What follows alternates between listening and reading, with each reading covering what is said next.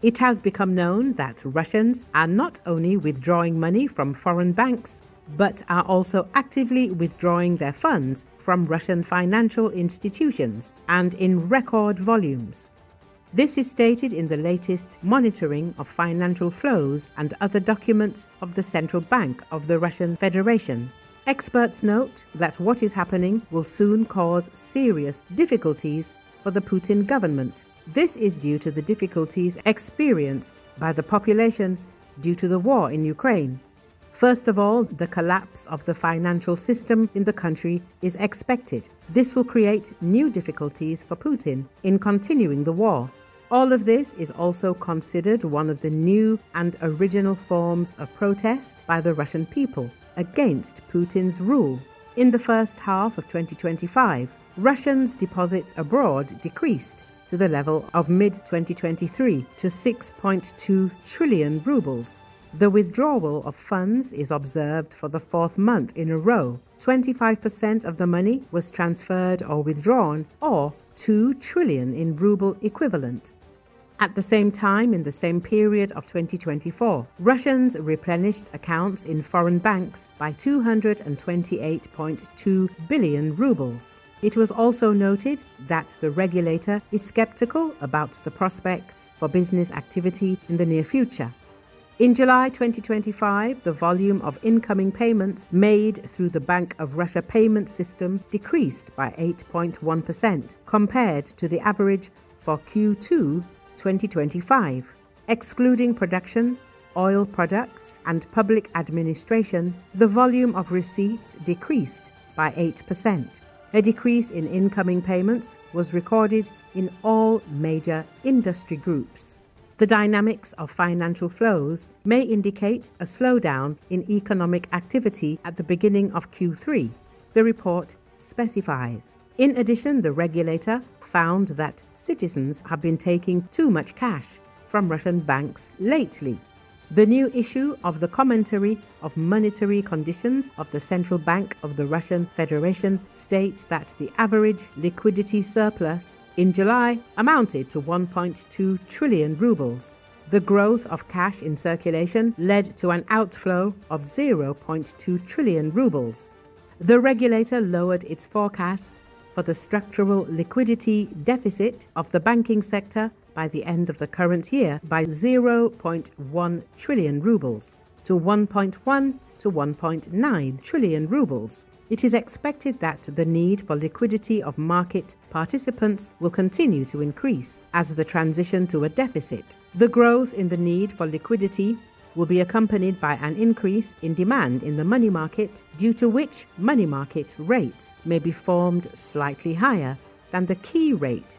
Russian commercial banks do not like what is happening. They already have difficulties in other areas. In the second quarter of 2025, mortgage arrears increased by 97% to 95 billion rubles, and car loans by 85% to 32 billion rubles. Experts believe that the situation with money was affected by interruptions in the internet when people cannot use electronic payments, as well as close attention of the state and banks to transfers between individuals. There is no threat to the stability of the country's financial system yet, but people's reaction is indicative. They signal their fears and expectations. Inflation reduces the income of Russians, and the Central Bank of the Russian Federation is trying to combat the growth of consumer prices with its high key rate. But the rise in the cost of money is precisely what leads to an increase in prices for goods and services. It is also worth adding here the regular increase in tariffs for housing and communal services. Therefore, all these signals must be taken into account in the economic development strategy of the country.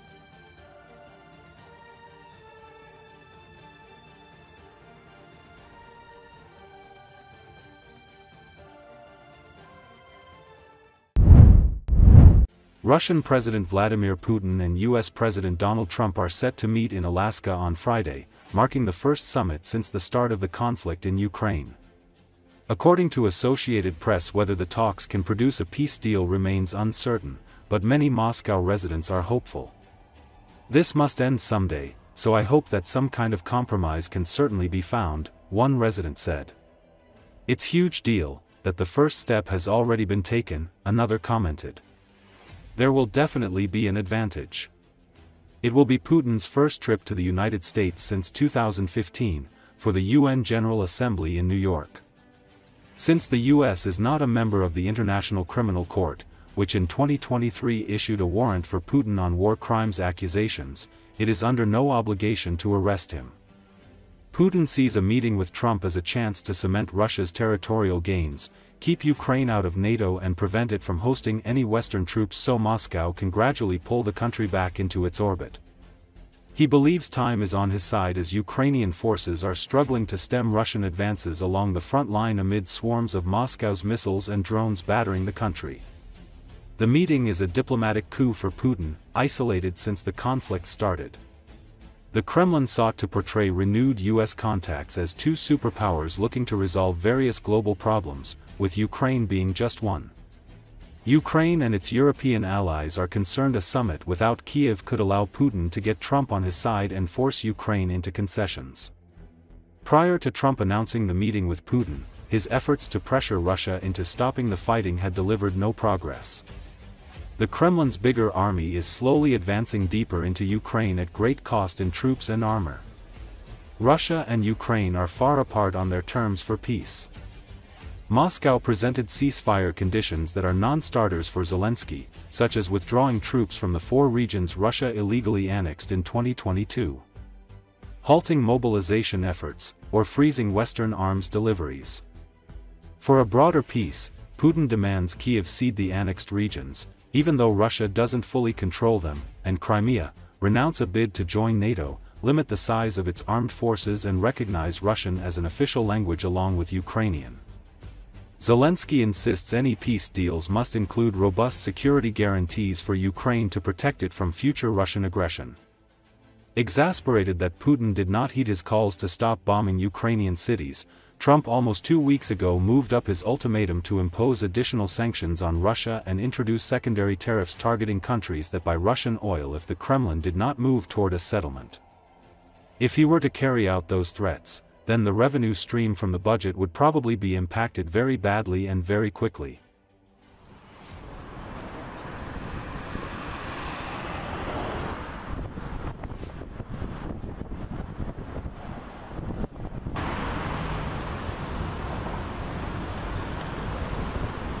У всех свои интересы, надеюсь, что, скорее всего, до чего-то они должны договориться. Я думаю, что не просто же так они туда и летят. Но я надеюсь, что все-таки, что когда-нибудь это должно уже кончиться. Поэтому надеюсь, что какой-то компромисс наверняка должны найти.